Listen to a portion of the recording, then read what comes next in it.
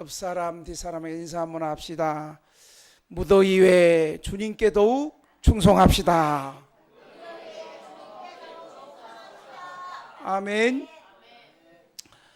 어제도 전국이 찜통 더위였고 오늘도 찜통 더위 가운데 있습니다. 그리고 우리나라뿐만 아니라 유럽도 이상기후 가운데 온열 환자로 수천 명이 죽고 그런 이상기후가 계속되고 있습니다. 여러분 이거 아세요? 8월이 되면 우리나라 이 무더위 온도가 40도 이상 넘어간다고 합니다. 여러분 40도 이상이면 아열대성 기후입니다. 제가 한 6년 전에 이스라엘로 성서지리 답사를 한 2주 정도 간 적이 있습니다. 거기가 40도, 42도 막 그렇습니다. 이제 우리나라도 아열대성 기후로 이제 들어가는 것 같습니다.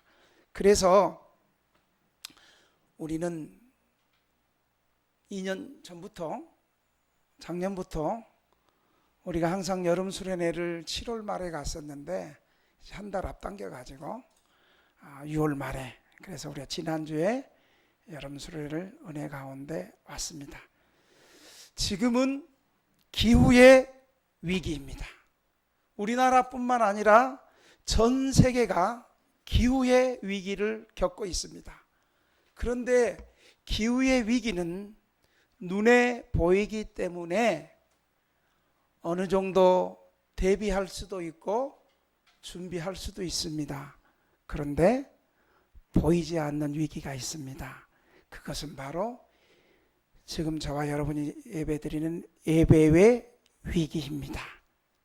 제가 아까 예배 전에 노숙인 형제 한 사람이 말 안 듣고 좋은 의자가 있는데도 저렇게 뒤에 앉아서 예배를 드린다고 그러고 예배 분위기를 해친 것에 대해서 제가 엄하게 꾸짖은 것은, 제가 평소에 저분 급식도 하고 잘해줍니다. 그러나 공적인 예배를 하나님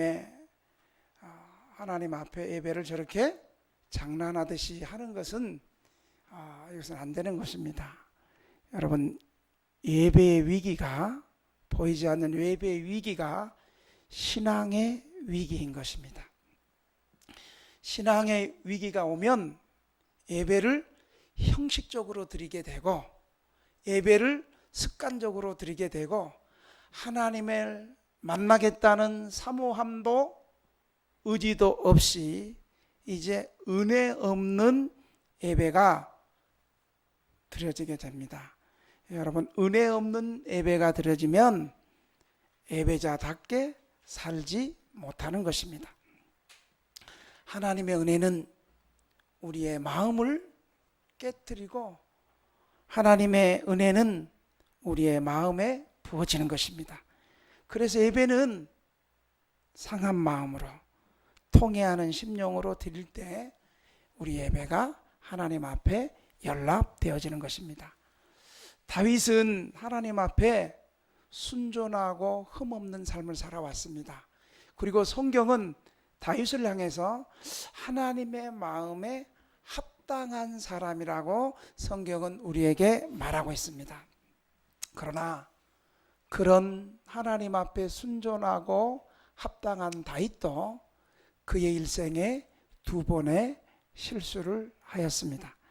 하나는 인구조사를 시행한 것이었고 또 하나는 우리아의 아내 밧세바를 간음한 사건입니다. 당시 인구조사는 단순히 이스라엘 백성들의 수를 계수하거나 세금을 매기기 위해서 인구조사한 것이 아니라 이스라엘 백성들이 전쟁에 나아갈 때 지파별로 병력의 수를 헤아리는 것이었습니다. 하나님은 그렇게 하는 것을 싫어하셨습니다. 왜냐하면 하나님께서는 백성의 수나 전쟁에 나갈 병사의 수를 의지하거나 자랑하는 것을 하나님은 원치 않으셨고, 오직 이스라엘이 하나님 아버지만 의지하기를 바라셨기 때문이었습니다. 문제는 다윗의 마음이었습니다. 하나님을 의지하던 마음이 변하기 시작했습니다. 다윗은 자신의 왕국이 얼마나 대단한가를 사람들 앞에, 이스라엘 백성들 앞에 자랑하고 확인하고 싶어 했던 것입니다. 그것이 하나님 앞에 문제가 되었습니다. 결국 하나님의 징계가 있었습니다. 7만 명의 백성이 이 일로 인해서 전염병으로 죽게 되었습니다. 그래서 다윗은 이 일로 인하여 하나님 앞에 회개하게 되었습니다. 시편 51편은 저와 여러분이 잘 알다시피 다윗의 회개시, 다윗의 참회시로 불립니다. 이것은 다윗이 밧세바와 간음한 후에 겪은 정죄의식과 또한 하나님의 용서를 경험하고 있는 것이 다윗이 시편 51편이었습니다. 이 사건은 다윗에게 그의 마음에 은혜의 세계를 허물어 버리는 큰 커다란 잊을 수 없는 그의 인생의 큰 사건이었습니다. 다윗은 이 사건을 통해서 가옥하리만큼 긴 세월을 큰 고통 속에서 스스로를 정죄하면서 살아가고 있었습니다. 다윗처럼 경건하고 의로운 다윗의 인생에 부끄러운 전력이 하나 붙게 된 사건이었습니다. 다윗은 실제로 고통과 아픔을 혹독한 시련 속에서 겪어내야 했습니다. 오늘 본문은 시편 51편 2절 3절에서 다윗의 마음을 이렇게 표현하고 있습니다. 나의 죄악을 맑게 씻으시며 나의 죄를 깨끗이 제하소서. 무릇 나는 내 죄가를 아오니 내 죄가 항상 내 앞에 있나이다. 다윗은 무엇보다도 하나님과의 관계가 단절되는 것으로 인해서 큰 고통을 당했습니다. 범죄로 인해서 다윗은 한 나라의 최고 황제의 자리에 올랐고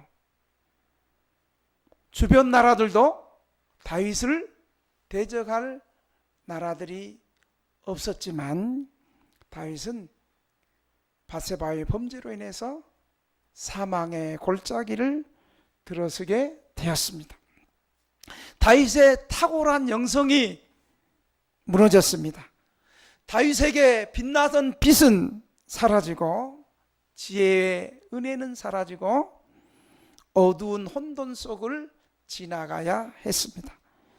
육체로는 잠시 만족을 누렸지만 영혼은 심히 공고하고 하나님의 마음에 합했던 사람이 이제는 하나님 보시기에 심히 악한 사람이 되고 말았습니다. 우리가 신자라면 하나님과의 관계에서 실패한 사람은 영적을 회복을 바랍니다. 이것이 신자의 본성입니다.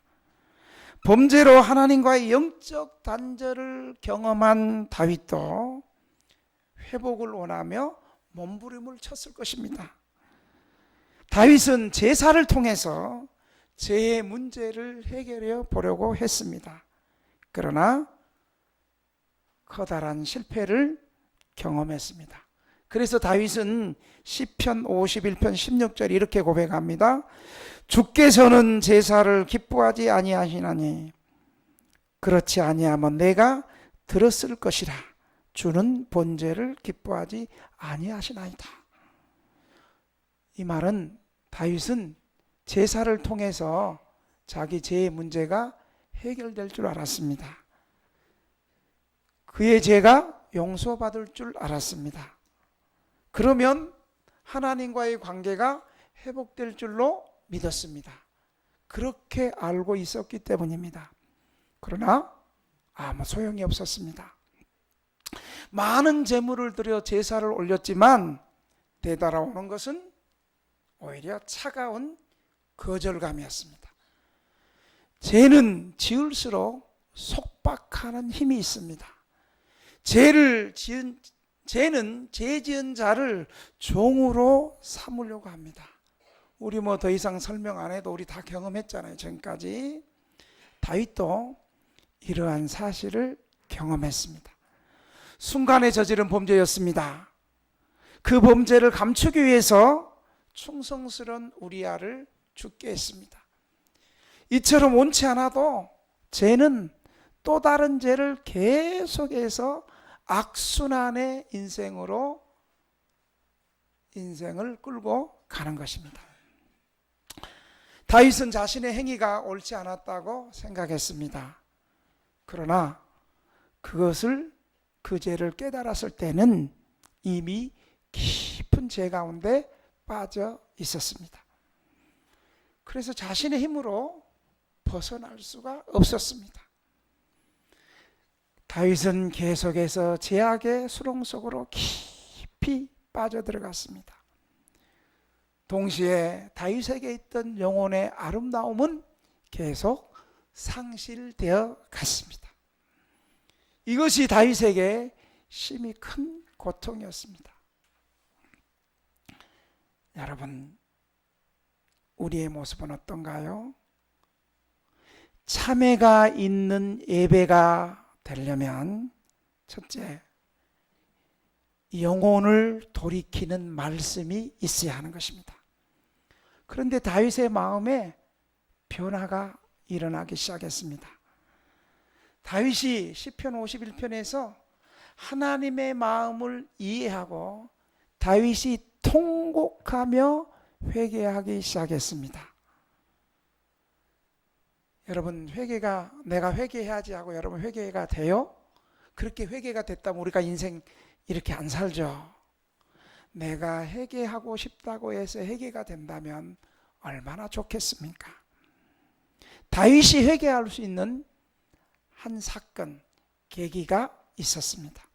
그것은 선지자의 지적이었습니다. 그래서 시편 51편 여러분 성경에 보면 앞에 시편 51편 맨 앞에 표제가 있습니다. 표제에 뭐라고 얘기하냐면 다윗이 밧세바와 동침한 후 누가 찾아왔을 때? 선지자 나단이 찾아왔을 때. 이렇게 시편 51편을 첫 서두 표제로 기록하고 있습니다. 선지자 나단이 찾아와서 다윗의 죄를 호되게 지적했습니다. 다윗의 죄는 더 이상 숨길 수 없이 드러났습니다. 그때 다윗은 하나님 앞에 자복했습니다. 하나님께 용서를 구하며 눈물로 참회했습니다. 자신의 영적인 상태에 대해 애통해졌습니다. 이때 하나님과 나눴던 영적 교제를 다윗은 회복하고 싶었습니다. 무엇이 그렇게 다윗을 그렇게 했을까요? 잃어버린 영적인 복을 다윗에게 생각나게 한 것은 무엇일까요? 왜 그렇게 다윗이 애통하며 회개하며 하나님 앞에 나아갈 수 있었을까요? 그것은 바로 나단 선지자의 지적이었습니다. 그것은 하나님의 말씀이었습니다. 하나님 말씀 없이 우리의 영혼의 변화는 없다는 사실을 기억하시기 바랍니다. 하나님의 말씀 없이 죄와 불순종에서 돌이키는 방법은 없다는 사실을 기억하시기를 바랍니다. 그래서 예배 시간에는 겸손하게 목사님의 설교를 하나님의 말씀으로 받고 겸손하게 그 말씀을 잘 청종해야 합니다.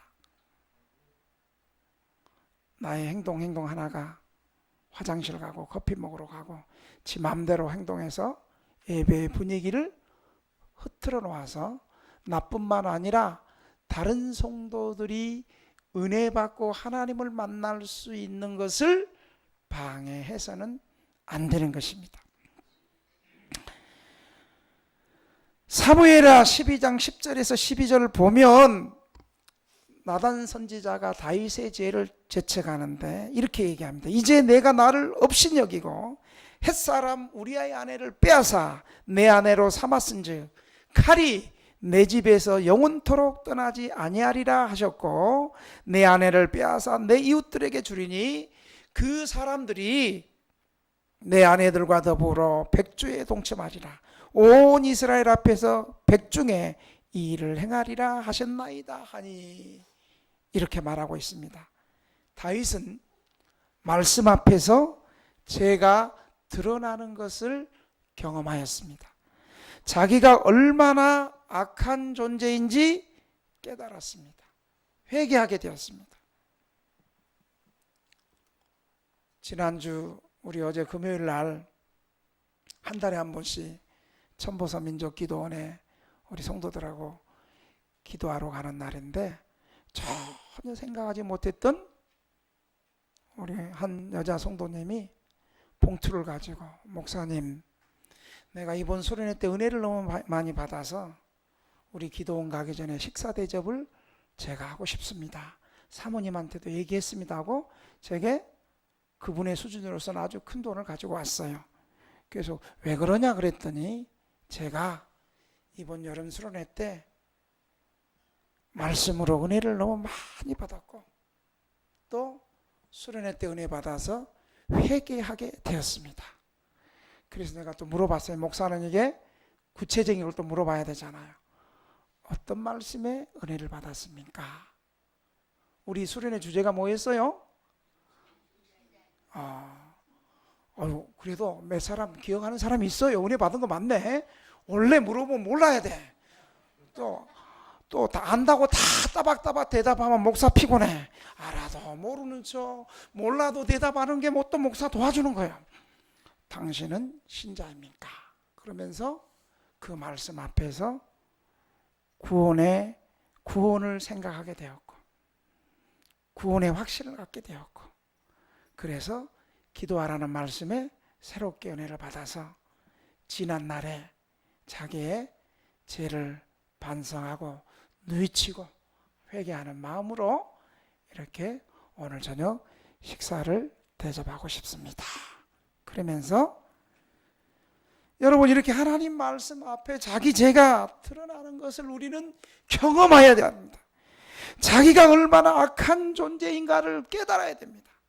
깨닫기 전에는 지가 최고 잘난 것 같고 지가 똑똑한 것 같고 자기만큼 살아온 사람이 없다라고 생각을 해요.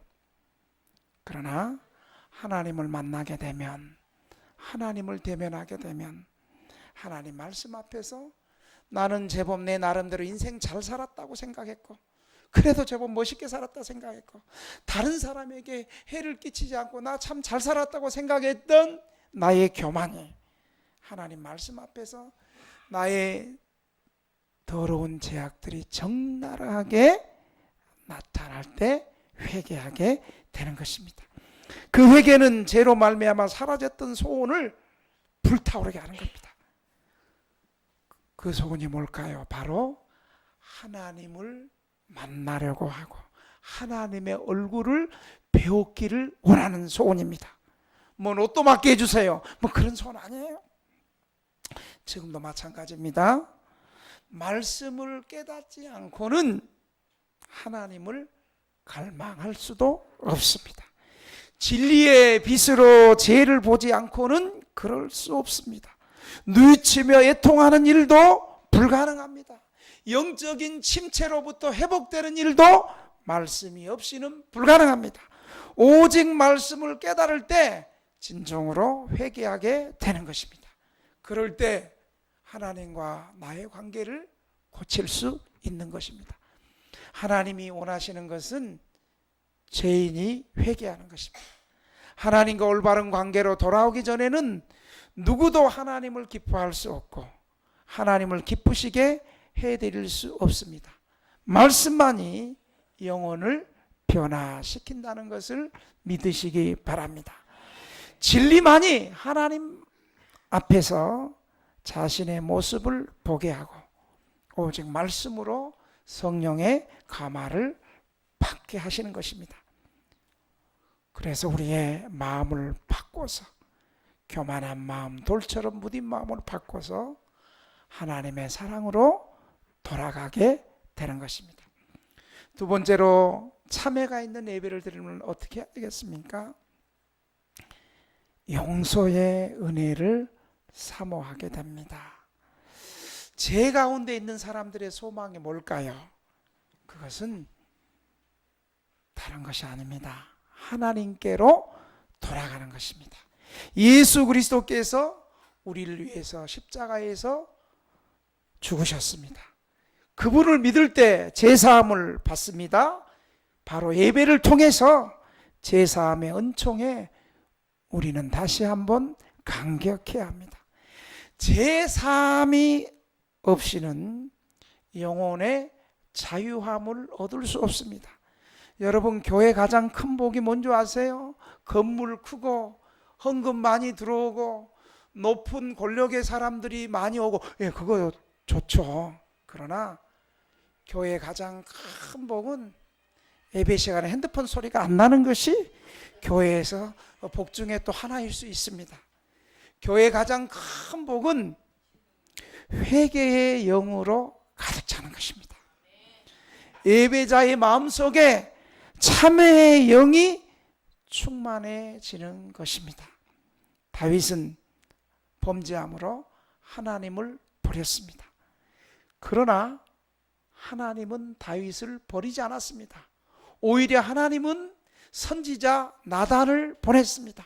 선지자 나단을 통해서 말씀으로 다윗을 깨우쳤습니다. 그 말씀이 다윗의 가슴을 찔렀습니다. 그때 다윗은 통회했습니다. 잃어버렸던 하나님과의 친밀한 사랑을 그리워하게 되었습니다. 그럴수록 자신과 하나님 사이를 갈아먹고 있던 높은 장벽을 다윗은 비로소 발견했습니다. 그것이 바로 죄였습니다. 그것 때문에 하나님과의 화목을 잃어버렸습니다. 그리고 화목한 관계는 제사로 회복될 수 없음을 깨달았습니다. 필요한 것은 하나님의 용서뿐이었습니다. 그의 불결한 마음이, 추한 마음이, 더러운 마음이, 음란한 마음이 변화되어야 했습니다. 정결한 마음으로 바꿔주셔야 했습니다. 정직한 영을 새롭게 해주셔야 했습니다. 그는 기름 부은 자로서 살기를 원했습니다. 왜요? 주의 성령이 떠나갈 때 그 두려움은 다윗은 보았습니다. 누구를 통해서 보았습니까? 다윗의 전임자 사울에게 주의 성령이 떠나가니까 그가 얼마나 그의 마지막 인생이 무너지고 하나님과 정반대의 삶을 살아갔던 것을 다윗은 사울을 통해서 직접 목격했기 때문입니다. 그래서 다윗은 회개하면서 주의 성령을 내 마음에 거두어가지 마옵기를 간절히 기도했습니다. 구원의 즐거움이 사라졌기에 그 기쁨을 다시 회복해 주기를 간절히 기도했습니다. 오늘 시편 51편 10절 12절에도 다윗은 이렇게 기도합니다. 하나님이여 내 속에 정한 마음을 창조하시고 내 안에 정직한 영을 새롭게 하소서. 나를 주 앞에서 쫓아내지 마시며 주의 성령을 내게서 거두지 마소서. 주의 구원의 즐거움을 내게 회복시켜 주시고 자원하는 심령을 주사 나를 붙드소서. 다윗에게는요, 내 왕의 자리에서 쫓겨나게 하지 마옵소서. 이것이 중요한 것이 아니라 다윗이 들어야 하는 것은 성령이 떠나가는 거였습니다. 그래서 주의 성령을 내게 거두지 말고 구원의 기쁨을 거둬가지 말라고 했습니다. 사랑하시는 여러분, 무엇이 저와 여러분의 삶을 변화시켜 주겠습니까? 무엇으로 포기한 하나님과의 관계를 새롭게 할 수 있겠습니까? 하나님의 용서 외에는 무엇으로도 그렇게 할 수 없습니다. 그래서 하나님의 말씀이 죄인을 하나님 앞에 다시 세워주시는 것입니다. 하나님의 말씀이 자신의 삶을 다시 돌아보게 해줍니다. 그리고 하나님의 마음을 느끼게 해주십니다.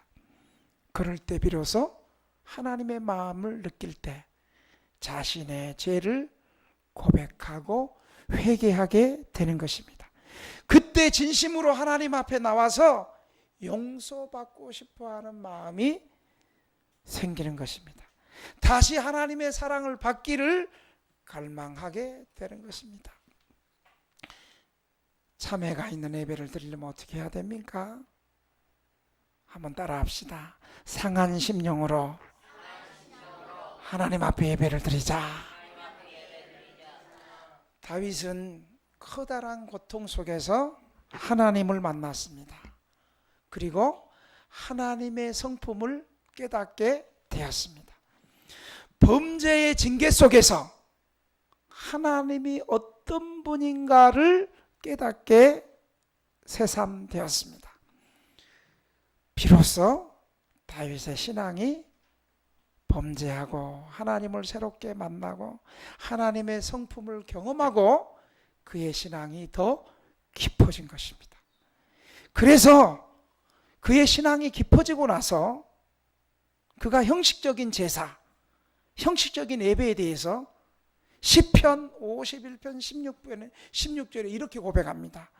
주께서는 제사를 기뻐하지 아니하시나니 그렇지 아니하면 내가 드렸을 것이라. 주는 번제를 기뻐하지 아니하시나이다. 여러분, 다윗의 이 고백을 드렸을 때 다윗의 주변에 있는 제사장들과 유대 백성들은 충격을 받았을 것입니다. 왜요? 이스라엘 백성들은 제사를 중심으로 모였습니다. 그들의 삶의 중심에는 예배가 있었습니다. 그 예배가 제사로 표현되었습니다. 다윗은 많은 금과 은을 모으고 물질들을 비축했습니다. 성전을 짓고자 함이었기 때문입니다. 비록 자기 시대의 성전을 건축하는 것이 거절되었지만 성전에 대한 그의 열망은 제사에 대한 기대를 보여주는 것이었습니다. 다윗의 시대의 성소는 제사를 생각나게 했고 제사는 하나님과의 만남을 떠오르게 했습니다. 이전에 다윗 자신도 제사를 통해서 하나님과 많은 교제를 나눴습니다. 그런 시대의 다윗이 시편 51편 16절에 하나님이 제사를 즐겨하지 아니한다고 한 그의 고백은 충격적이 아닐 수 없습니다. 당시 제사장들이나 백성들은 다윗의 그 말을 듣고 깜짝 놀랐을 것입니다. 그러나 그것은 하나님과의 관계를 붙들고 처절히 영적으로 믿음으로 씨름하면서 깨닫게 된 진리였습니다. 그것은 이런 고백이었습니다. 헌제자와 제사를 드리는 사람과 제사는 분리되지 않는다는 고백입니다. 여러분, 제가 지난주에 신방간 우리 쪽방 성도가 있습니다. 권면하고 질병 때문에 고민하지 말고 겸손하게 하나님 앞에 나와라. 지금이 하나님이 당신을 찾으시고 하나님이 당신을 참 사랑하신 때다. 지금은 은혜 받을 때고 지금은 당신의 구원의 때다. 하나님 앞에 나와라. 그랬더니 이분이 예배 전 1시간 전에 우리 교인들을 통해서 그 두 사람이 자기 이름으로 주일헌금을 보냈어. 헌금 봉투 뽑아가지고 가가지고. 그래서 뭘 하는 말이, 목사님 나 몸이 아파서 예배는 못 드리고 헌금만 드립니다. 그래서 내가 그 헌금을 전달해준 성도에게 그랬어요. 헌금만 드리면 안 된다고. 헌금 속에 헌금 드리는 자신이 있어야 되고, 그리고 헌금 드리는 그 자신의 마음이 진실한 마음이 헌금 가운데 있어야 된다고. 아프다는 게 진짜 아픈 게 아니고 가보면 또 거리에서 술 먹고 있거든요. 아니나 다를까 한 바퀴 또 도는데 막걸리가 있고 그 두 사람이 있는 거예요. 그래서 제가 여러분 얘기한 거예요. 여러분, 헌금 드리는 사람과 헌금은 함께 해야 되고, 물론 중환자실에서 응급수술을 받는 사람은 못 오겠지만 지금 헌금만 드리고 정말 사실은 예배 드리는 게 싫은 거예요. 예배 가운데 당신 회개하라. 세상의 것 아무것도 아니다. 정말 하나님을 만나는 게 중요하다. 당신들이 가지고 있는 세상의 지위, 재산, 우리 교인들은 그런 거 자랑할 사람이 없습니다만은 당신들이 조금이라도 의지하는 세상의 것, 하나님 앞에 아무것도 아니다. 참으로 우리가 의지해야 될 것은 하나님이고 예수 그리스도의 십자가의 은혜고 제3의 은총이고 구원의 은혜고, 이런 말을 듣기 싫은 거예요. 이런 말을 들을 때 죄인들은 괴로운 거예요. 예수 안 믿으면 지옥 갑니다. 굉장히 기분 나빠합니다. 막 나 때리려고 그래요. 어떨 때는 당신 내 말을 농담으로 듣고 내 말을 쉽게 여기면 당신 지옥 갑니다. 그러면 처음에는 그냥 히히 웃다가 지옥 갑니다 그 소리 하면 성질 팍 나가지고 한 두 번 얘기하면 한 대 뭐가 날라올 것 같아. 그래서 내가 얼른 한 대 더 말하면 맞을 것 같아. 거리를 좀 두고 그래도 지옥 갑니다. 내가 그렇게 해요. 여러분, 예배드리는 헌제자와 제사는 분리되지 않습니다. 이것은 신자의 영적 생활을 보여주고 있습니다. 주님이 받으시는 것은 태워드리는 짐승의 연기가 아닙니다. 짐승을 잡아서 짐승의 피를 제단에 뿌리는 것이 아닙니다. 짐승을 잡아서 짐승의 잘라드린 고기가 아닙니다. 주님이 먼저 받으시는 것은 제물을 가지고 나와 제사 드리는 헌제자의 마음 중심을 보신다는 사실을 기억하시기를 바랍니다. 그래서 오늘 본문에서는 다윗이 이 사실을 깨닫고 이렇게 고백하는 겁니다. 하나님, 한번 따라합시다. 하나님께서 구하시는 제사는 상한 심령이라. 뭐라고요? 하나님이요. 따라하세요. 존말할 때 하나님이요. 상하고 통회하는 마음을 주께서 멸하시지 않습니다. 사랑하시는 성도 여러분, 주님이 구하시는 것은 우리의 많은 재물이나 헌금 액수보다는 상하고 통회하는 마음으로 하나님 앞에 자신을 드릴 것을 요구하고 있습니다. 하나님이 받으시는 재물은 화려한 재물이 아니라 상한 심령을 가지고 하나님 앞에 나오는 예배자들입니다. 상한 심령은 깨어진 심령이라는 뜻이고, 통회하는 마음은 진익에서 으깨어진 마음을 이라는 뜻입니다. 그러니까 우리의 교만한 마음을 완전히 갈아가지고, 우리 믹서기에 갈듯이 완전히 갈아가지고 맨 밑바닥에 있는 것까지 완전히 다 갈아가지고 하나님 앞에 나오는 것을 말합니다. 통회하는 마음 진익이고 깨어진 심령 진익이고 으깨어진 마음이라는 것은 자기 사랑과 자기 의로움에 대한 깨어진 마음입니다. 그래도 나 정도 예수 믿어봐. 나만큼 신앙생활 해봐. 그래도 나는 충성되게 살았어.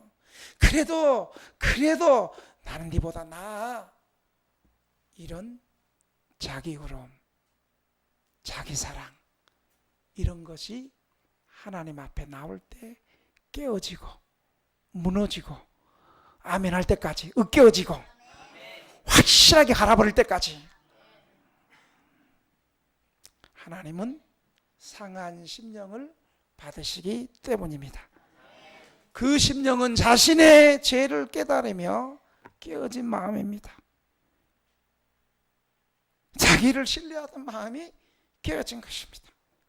자기를 사랑하던 삶을 후회하고 미워하고 처벌하는 것입니다. 마음입니다. 이것은 죄를 발견하고 상처 입은 마음입니다. 용서로 회복되기를 바라는 마음입니다. 주저앉아서 나 같은 것이 살아서 뭐하나 라고 주저앉는 그 마음 대신 하나님을 바라보는 마음입니다. 이것은 세상 사랑 때문에 상한 마음이 아닙니다.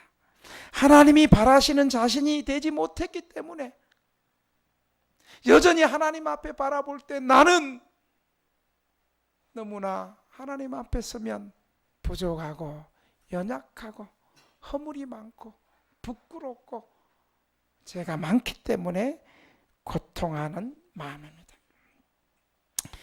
예배를 통해서 우리가 죄인됨을 깨달아야 합니다.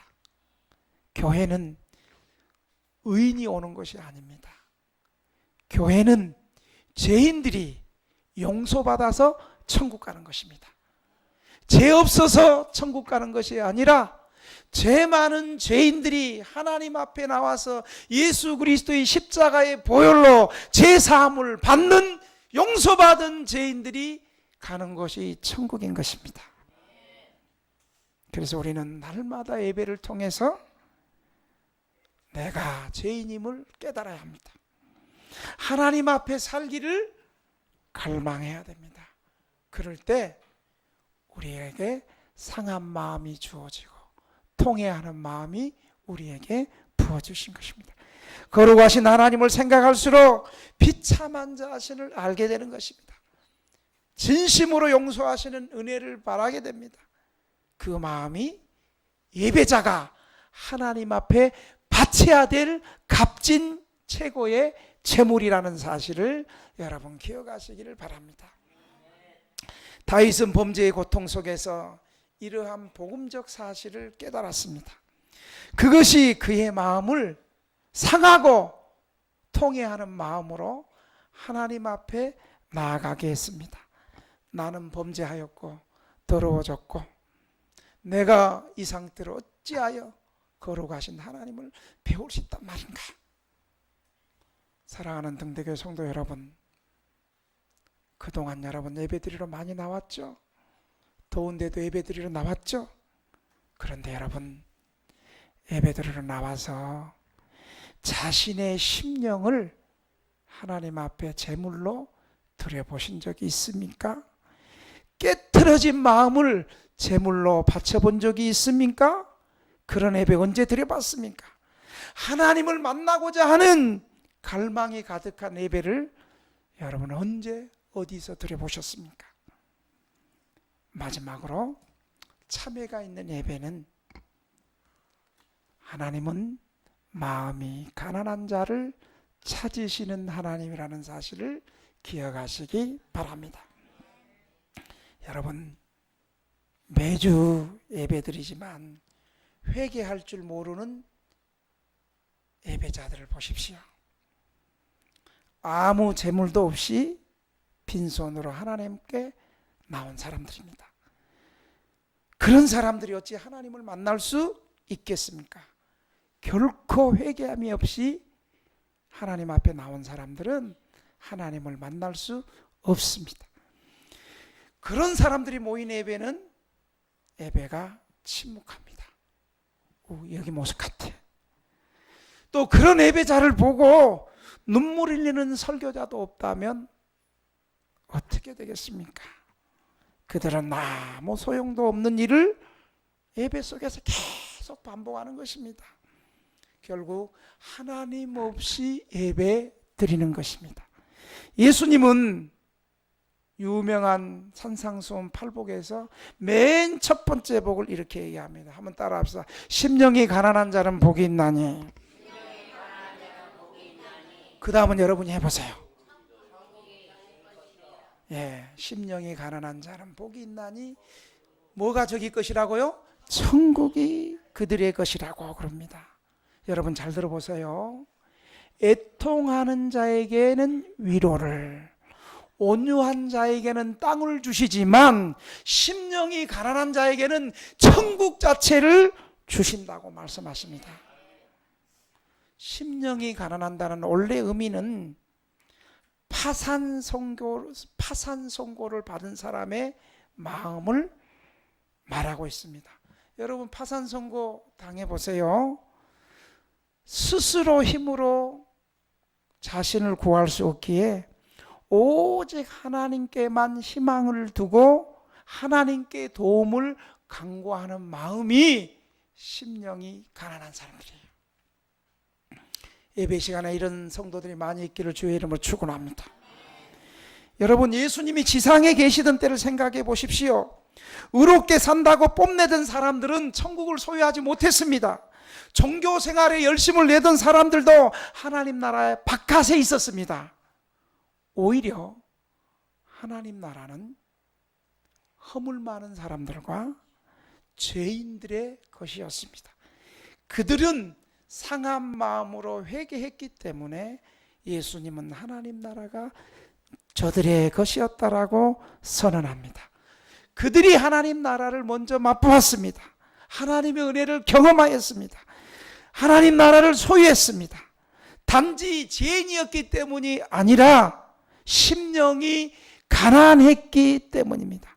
하나님 나라는 마음이 상한 자에게 주어지는 것입니다. 통회하는 자에게 주어지는 것입니다. 하나님 나라는 마음이 상한 자에게 주어지는 것입니다. 그가 그리스도의 의를 바랄 것이기 때문입니다. 하나님은 이런 마음으로 당신을 찾는 사람을 기뻐하십니다. 다윗은 이런 신앙의 이치를 온몸으로 경험하면서 시편 34편 18절에서 19절은 이렇게 고백합니다. 여호와는 마음이 상한 자를 가까이 하시고 충심으로 통회하는 자를 구원하시는도다. 의인은 고난이 많으나 여호와께서는 그의 모든 고난에서 건지시는도다. 사랑하는 성도 여러분, 핸드폰도 계속 울리면서 예배 끝나라고 재촉을 하니까 이제 말씀을 마쳐야 될 것 같습니다. 핸드폰이 이겼습니다. 하나님을 향한 갈망이 없다면 빈손으로 예배당에 온 것입니다. 아무리 헌금을 많이 가지고 왔다 할지라도 하나님을 향한 갈망이 없다면 빈손으로 예배당에 온 것입니다. 비록 헌금을 가지고 왔다고 말입니다. 예배에 많은 사람들이 모여도 하나님을 갈망하는 마음이 없다면 하나님을 만날 수 없습니다. 상한 심령 없는 예배를 계속하지 마십시오. 하나님의 뜻이 아닙니다. 이제는 하나님의 은혜를 사모하시기 바랍니다. 하나님과 풍성한 교제 속으로 들어가시기를 갈망하십시오. 그러기에 하나님의 은혜를 사모함이 없고 갈망하지 않는 자신에 대해서 상한 마음을 가지고 통회하는 마음을 가지고 하나님 앞에 나오셔야 됩니다. 그리고 저와 여러분의 병든 영혼의 상태에 대해서 슬퍼하시기 바랍니다. 단순히 핸드폰 올린 사람 보고 슬퍼하지 마시고 상한 마음이 없고 내 영혼이 병든 것을 보고 회개하지 않는 마음에 슬퍼하시기 바랍니다. 그리고 하나님을 의지하시기 바랍니다. 하나님만 사랑하십시오.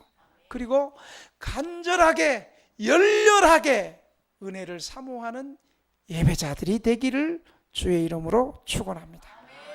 그러기 위해서는 말씀에 마음을 기울이셔야 됩니다. 진지하게 말씀을 드려야 됩니다. 그런 마음으로 예배를 드려서 하나님을 만나시길 바랍니다. 하나님은 마음이 가난한 사람들에게 말씀하십니다. 상한 심령을 가진 사람들에게 하나님 자신을 보이십니다. 그 사람은 자기가 싫어지고 하나님이 그리워진 사람이기 때문입니다. 그 사람은 다른 어떠한 것으로 위로받거나 만족할 수 없습니다. 오직 하나님과의 깊은 교제만을 타는 목마름으로 갈망합니다. 말씀만이 우리를 살릴 수 있습니다. 이 믿음은 예배 속에서 잘 표현되어야 되는 것입니다. 상한 마음으로 하나님을 만나시는 갈망하는 예배자가 되기를 주의 이름으로 축원합니다. 그것이 하나님이 기뻐하시는 예배이기 때문입니다. 우리 이 시간에 받은 말씀을 생각하면서 나는 그동안 주일마다 예배를 많이 드렸는데 정말 나는 참여하는 마음으로 예배 드렸는가? 나는 예배 시간에 정말 상한 마음을 가지고 통회하는 심령으로 하나님 앞에 가난한 마음으로 하나님 만나기를 열렬히 예배하는 예배자가 되었는가? 주님, 우리에게도 다윗처럼 상한 마음을 통회하는 마음을 주시옵소서. 그동안 형식적인 예배 회개하오니 다윗처럼 상하고 자복하고 통회하는 마음을 허락하여 주옵소서. 날마다 예배 가운데 회개의 영으로 충만한 예배가 되게 하여 주시고 하나님 앞에서 나의 죄악과 교만함과 나의 연약함을 보게 하여 주옵소서. 그리고 하나님을 더욱 의지하는 깊이 만나는 우리 예배자들이 다 되게 하여 주옵소서. 주님 한번 부르고 3분 동안만 통성으로 기도합니다. 주여